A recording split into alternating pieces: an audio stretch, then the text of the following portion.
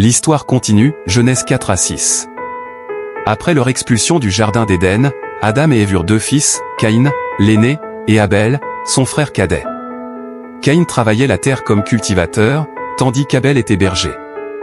Un jour, ils offrirent chacun un sacrifice à Dieu. Abel présenta les premiers-nés de son troupeau, avec leur graisse, et Caïn apporta des fruits de la terre. Dieu regarda favorablement l'offrande d'Abel, mais rejeta celle de Caïn, car son cœur n'était pas pur devant lui. Caïn fut rempli de colère et son visage s'assombrit.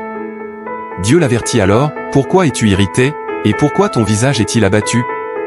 Si tu agis bien, tu relèveras la tête. Mais si tu agis mal, le péché est tapi à ta porte. Il désire te dominer, mais toi, domine-le. » Malgré cet avertissement, Caïn laissa la jalousie et la colère prendre le dessus. Il invita Abel à aller dans les champs avec lui et, là, il le tua. Dieu confronta Caïn, « Où est ton frère Abel ?» Caïn répondit, « Je ne sais pas, suis-je le gardien de mon frère ?» Mais Dieu lui dit, « Que as-tu fait ? Le sang de ton frère crie de la terre jusqu'à moi. » En punition, Dieu maudit Caïn et le condamna à errer sur la terre, incapable de produire de bons fruits. Pourtant, dans sa miséricorde, Dieu mit un signe sur Caïn pour que personne ne le tue. Caïn partit vivre loin de la présence de Dieu et construisit une ville qu'il appela du nom de son fils, Enoch. Des générations passèrent, et l'humanité se multiplia sur la terre. La descendance d'Adam, à travers son fils Seth, commença à invoquer le nom de l'Éternel. Mais alors que les hommes se répandaient, la méchanceté augmentait aussi.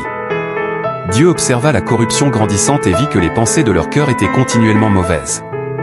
Cette période fut aussi marquée par un mystère, les « fils de Dieu » prirent pour épouse les filles des hommes, et de cette union naquirent des géants, des hommes puissants et renommés.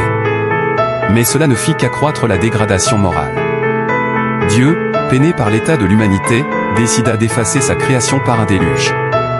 Au milieu de ce monde corrompu, un homme se distinguait par sa droiture, Noé. Il était intègre et marchait avec Dieu. Voyant en lui un espoir pour l'avenir, Dieu lui révéla son plan et lui ordonna de construire une arche en bois de gopher. Il lui donna des instructions précises sur la taille et la forme de l'arche, ainsi que sur les animaux qu'il devait y abriter, un couple de chaque espèce, mâle et femelle, afin de préserver la vie.